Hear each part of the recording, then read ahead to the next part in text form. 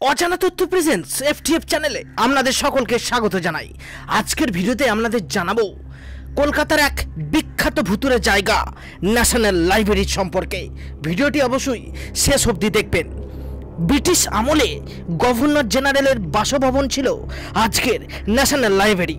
প্রাচীন এই ভবনে বহু দুষ্প্রাপ্য বই এই গ্রন্থাগারে পাবেন। বলা হয় যে এটি নাকি কলকাতার একটি ভৌতিক ভবন। অতীতে নাকি গভর্নর জেনারেল চার্লস মেটকাফের স্ত্রী লেডি মেটকাফ ছিলেন একজন সূচিবায়গ্রস্ত মহিলা।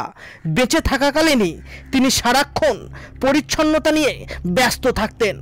আজও নাকি তাঁর আত্মা ন্যাশনাল লাইব্রেরিতে ঘুরে বেড়ায়। গ্রন্থাগারের বই এবং বইয়ের তাকের পাশাপাশি নাকি তিনি ঘুরে বেড়াতে দেখা যায়। অনেকের বিশ্বাস তিনি নাকি বই আর বইয়ের তাক সারা রাত ধরে পরিষ্কার করেন। এমনই দাবি করেছিলেন ন্যাশনাল লাইব্রেরির একজন প্রহরী।